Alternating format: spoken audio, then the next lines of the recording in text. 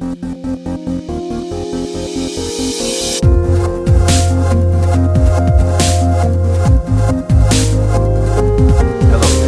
to the Startups of London podcast.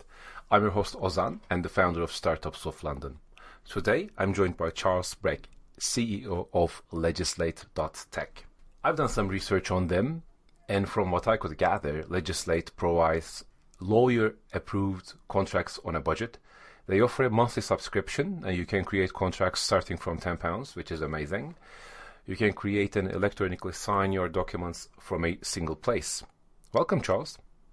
Thank you, Ozan, for having me. Is there really a market for this specific product, and how do you know it? Yeah, so maybe to give a bit of background about how I know there's a market or why there's demand for this product. In my previous role, I was doing business development at a startup, and although I wasn't the lawyer or part of the legal team, I was the middleman for legal communication between our team and our clients. And I really spent maybe 50% of my time waiting for contracts to be reviewed by both ends. The changes were always the same. And in many occasions, we were either losing opportunities or delaying opportunities. And really what I wanted to do with Legislate is make it possible for me, the business user, to create those contracts, make those changes myself without necessarily getting legal involved, but all within a, safe and robust framework, which would give confidence to legal teams to delegate that responsibility to business users. And I think I spoke with many business users, business people who are in similar situations. Contracts by definition create friction, and really what we're trying to do is take that friction away. So a lot of people are not lawyers. A lot of people have to create contracts, and a lot of people and businesses experience that friction. So yes, there is demand for Legislate. There's DocuSign, which I've used and I'm a subscriber of for about 2.5 years now. I don't know if you've used it personally, but it's been very useful. It's something I use to sign my documents and so on. There are also a lot of templates out there.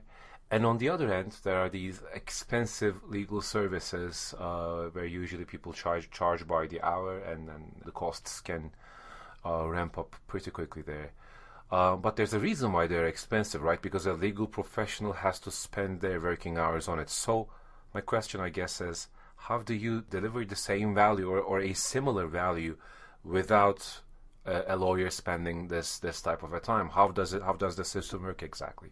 Yeah, so you rightly said DocuSign and there are various other e-signing platforms. They're all great, if you have a lawyer-approved template.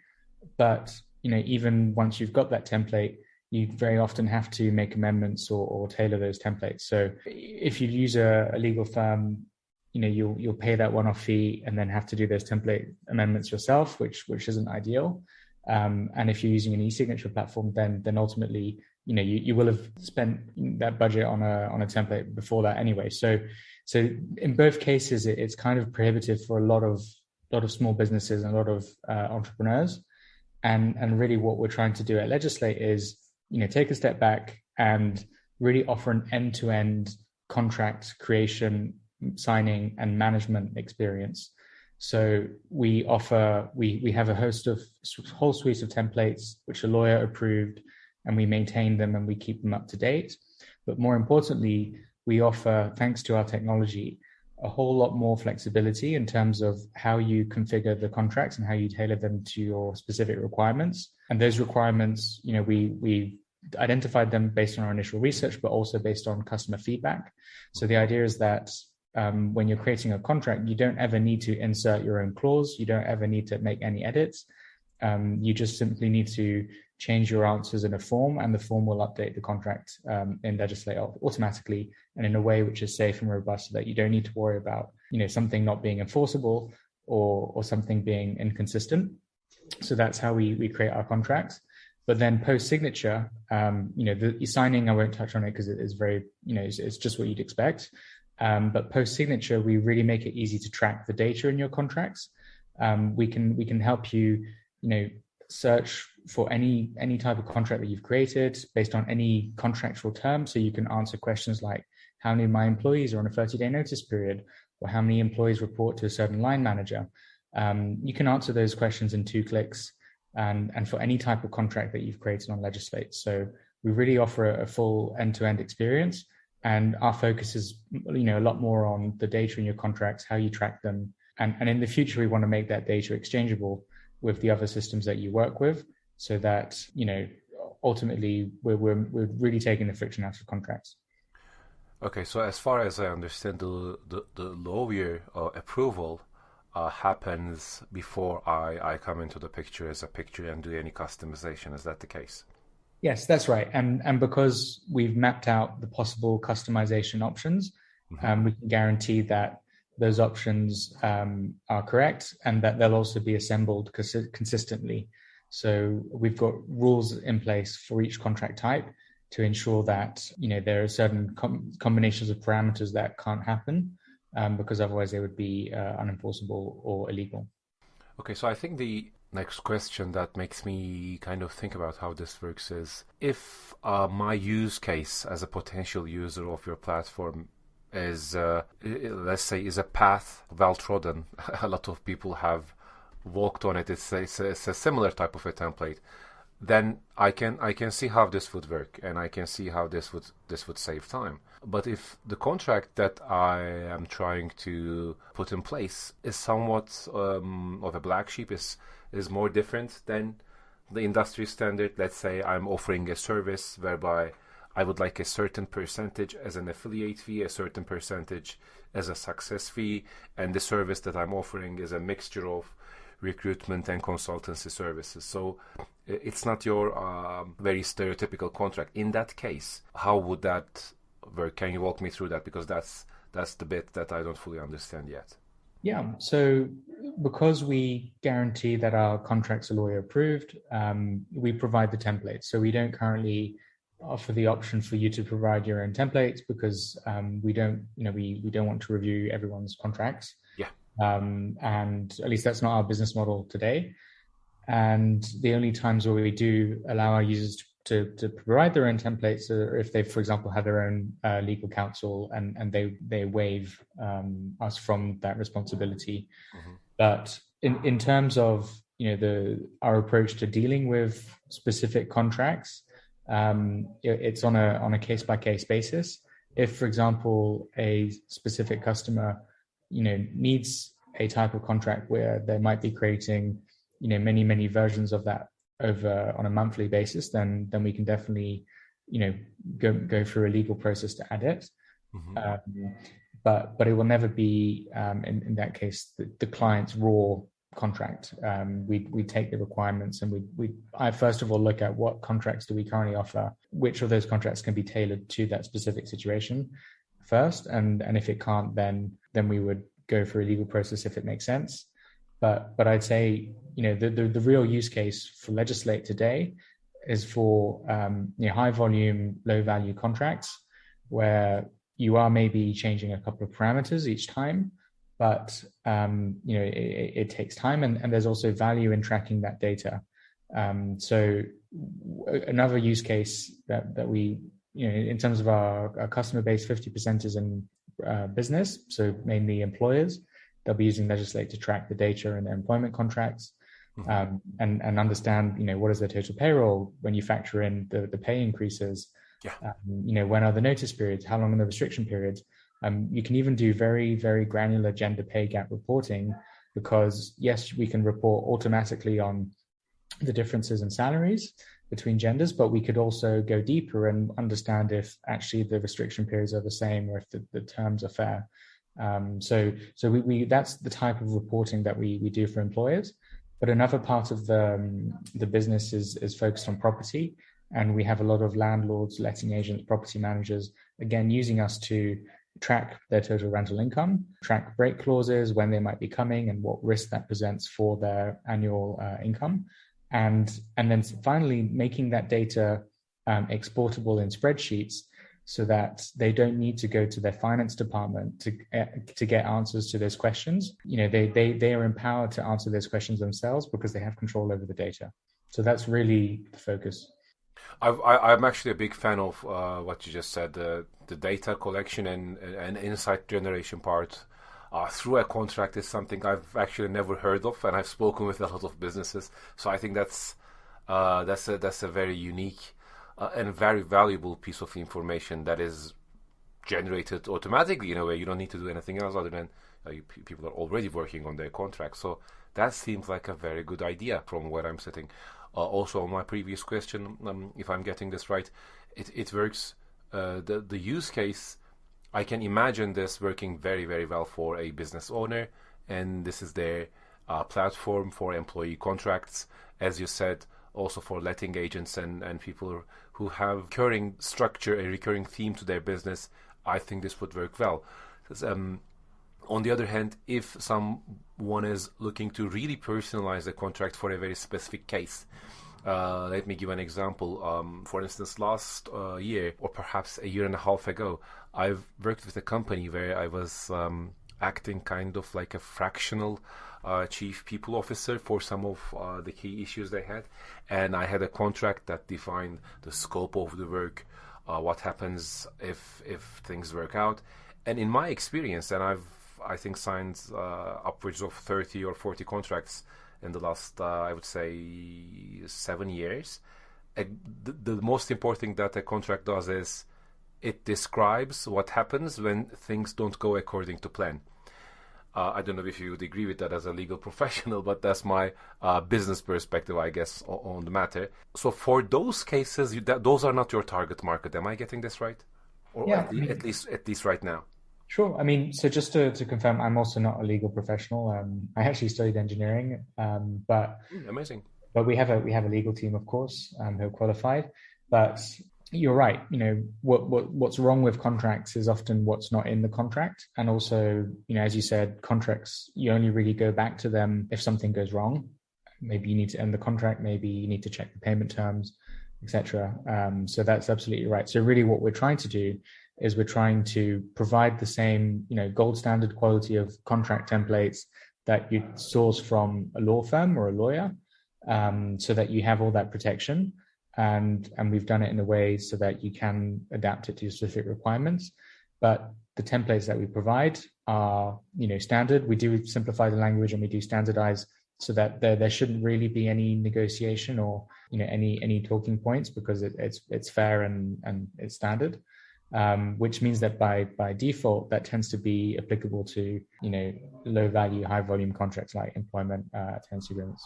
We do also offer recruitment agency terms of business agreements, letting agent terms of business agreements, which there might be some more specifics around, you know, fees, etc. But if someone came to us asking for a very bespoke contract, then you're right, that's not necessarily a good fit for Legislate today. But maybe in the future, we'll definitely want to address those, because at the end of the day, what we're trying to do is make it so that anyone can have all their contracts in one place, because there's a lot of value in having all your contracts in one place for the data. But even just, you know, you don't want to have 2, 3, 4 different systems to keep track of your contracts. So in the long term, that's definitely where we want to go. Brilliant. I think that seems like a very interesting start. This brings me on to my next question. Your prices seem unbelievably low, I would say, for at least a legal service such as a contract, right? Because they're usually costly because the risk is high and the services are expensive. So I'm assuming you'll need to hit a certain scale for profitability. Where is that break-even point for you? Yeah, so you're right. They're unbelievably low, and in the future they probably will be free. The reason why is because in the long term, you know, today we don't see the value of what we provide as being the template. The value that we provide is around the data, the analytics, tracking, and what we're working on now is building our public API, so that, because we've had a lot of third-party platforms want to integrate with us, so that their users can create contracts from their platforms. So on the one hand, we'll be gaining scale and volume through those third-party platforms that already have, you know, hundreds of thousands of users that want to be able to create contracts in a very flexible way via APIs. But really, where we see, what we are doing today is we're effectively making contracts machine readable. So we're making the data in that contracts usable both to the users, but tomorrow what we want to do is make that data usable to the systems they interact with, because the contract is just a piece of a workflow. Maybe before an employment contract, there's an offer letter. After the employment contract, maybe you need to set up pensions, payroll, all these services which are connected to the contract. Today, they currently require someone to manually, do that, extract the data and manually set up those systems and manually input the data, which, it takes a lot of time, but also leads to errors, discrepancies, etc. So really what we're doing is we're creating this new, market that we call open contracts, where the value comes from the data analytics and the creation of services around that data. So I'd say our business model today is really just to determine if there is demand for our services and if people are willing to pay. But it's discounted so that we can also learn from these customers what it is they like about the product, what do they find intuitive, what do they not find intuitive. And in the long term, when we have those new, revenue channels, then that's how we will, monetize our business. I honestly think that's a brilliant direction, but it makes me think, how do you fund the business in that case? Yeah, so we've raised venture capital funding, and I agree that it's kind of a requirement for this type of approach, but yeah, we do have customers who are on both subscriptions and pay-as-you-go models, and I'd say a lot of those customers have been finding us organically through search engines, and I definitely think we could, even if we stayed with our current business model, I do reckon that in the long term, as our search engine optimization gets better and as we become more established, I do think that we could, maybe that would be enough to keep the business going. But I also find it maybe less exciting than, creating these new services that are connected to contracts. So yeah, that's the situation. Charles, there are a lot of people in our audience who are trying to raise funds for their business, usually. So what's your perspective on this? What is, in your case, what were the things that were most helpful to you? Or if you were to take a retrospective and an overview of the moment of your funding and what led up to it, what would you say are the biggest contributors? Yeah, so before starting Legislate, I only ever worked at that startup, so I didn't necessarily have a long career or much experience. So I definitely had to tap into my network to try and secure some initial angel funding. And when I say network, it was really going to the angel investors of that startup who had followed my progress and seen what I'd achieved. And they, were willing to support the idea with 150,000 in angel funding, which was enough to, get started, build the first version and acquire some early customers. But when we did get that initial traction, we raised £1 million last year from a fund called Park Walk Advisors. But again, I was able to tap into them because they were a big shareholder of that previous startup. So I didn't necessarily do the classic route of pitching, lots of VCs, lots of investors. Also because I knew it wouldn't work because I was a nobody, and I'm still a nobody today. But you're all somebody. Yeah, but I feel it's really important to build a relationship with investors who, over time can see what you can achieve, so that ultimately they can trust you with their capital, because this might be capital that they've earned or that their LPs will have earned. So I always treat capital with respect and try to allocate it very efficiently. And I'd say, as our business grows, we've built a team. We've definitely scaled our product and revenue. And going forward, really what we're looking for are inflection points that will help us bring the next round of investors on board. And those inflection points, I think, change based on the investors, but also based on the situation of the product, the team, and the market. And I definitely feel like today, given the macro environment, there's a lot more of a focus on, customer traction is something that you need to be focused on from day one when you build your startup. Yeah. Because you can't build and expect customers to arrive. But I'd say when you've really got customers and you're building that customer base, I'd say for me there's still a lot of uncertainty around when do we reach that inflection point? What does it take? And I guess that's what we're working for, to kind of get to that next level to justify another round. The time of build it and they shall come has been over for quite a while now. Yeah, absolutely, and especially now, given the market conditions. But I'd say where Legislate is well positioned is we offer very cost-effective legal contracts. So in a downturn, when consumers or customers have less budget, then they'll be saving a lot anyway by using it. So at least that's one positive from the situation. How long have you been going, by the way? And in other words, how long does it take, in your experience, for a business to take off? Yeah, so we've been going for 2 years, but the team as it is today and the product and all of that has really been around for 1 year, because when I started 2 years ago, it was only with 150 in angel funding. And, it took us a couple of months to build a first version. So myself and some consultants, but, you can only go so far when there's 2.5 of you compared to being 12 today. So I'd say it took us a good year to get to where we are with the whole team, with building a robust, scalable product, which is user friendly, and with a decent client base, which is growing 30% month over month. But our trajectory, it was also kind of tied to the funding that we received. So I think, had we taken on more funding earlier on, maybe we would have got to where we are faster. But on the other hand, I do feel that I'm a first-time founder, and starting with smaller amounts of capital at the different steps has also allowed us to not make mistakes, or at least if we make a mistake, it's less costly than if you have all that funding and you do allocate quickly. I agree with that. People usually underestimate by quite a distance how difficult it is to build a business. Unfortunately, those pink tinted glasses of the early years of the 2000s, the very early days of the internet, where businesses where basically it was a land grab, right? Anything you built, you would start with a huge volume of customers, and I think that is still the case in some specific niches.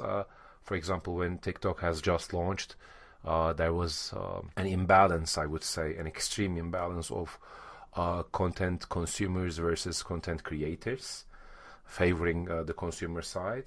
So if you were to jump in as a creator, you would get huge volume of traffic there. And that kind of a dynamic usually plays out in different parts of the internet. People are chasing hypes and so on.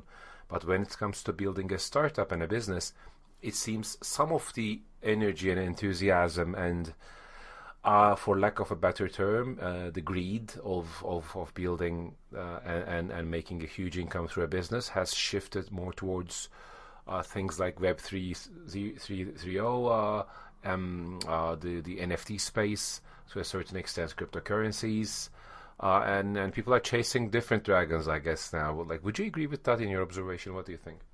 Yeah, I mean, I definitely feel like there are certain software solutions which can be, sold to anyone, anywhere in the world.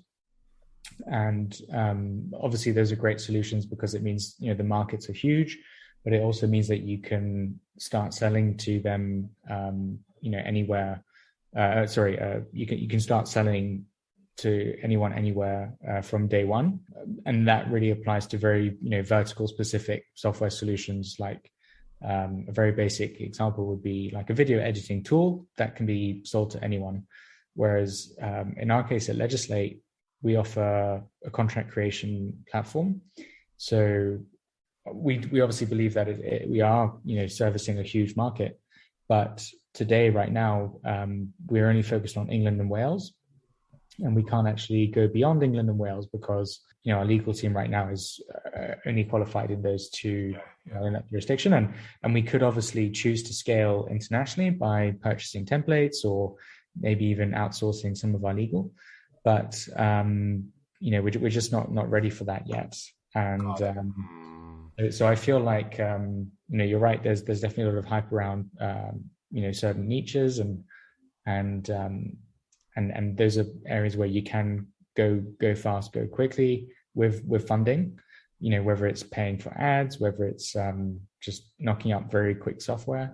But when you're really trying to do something which is a bit deeper, like what we're doing, even with the data and how we manage the data, we're using knowledge graph technology, which is very niche.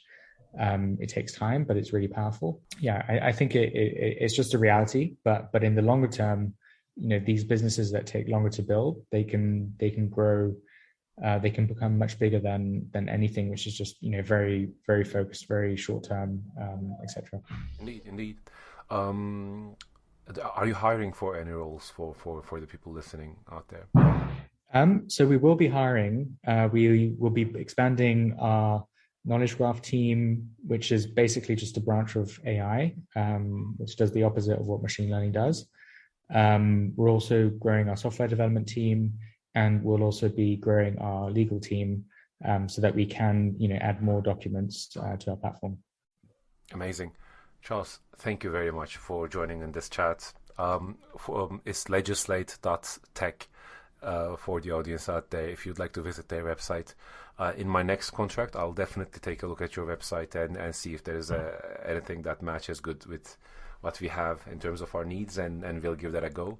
I love the business model, and there's a good twist, I think, there. It's not about selling contracts, but it's about generating insights and creating more data to turn into insight. I think that's a brilliant, unique approach. So good luck with the business. I hope this scales incredibly well, and then we have you as a guest in the coming years to talk about how well you've grown. Well, thank you very much, Ozan, and definitely let me know when you are ready to create contracts with Legislate.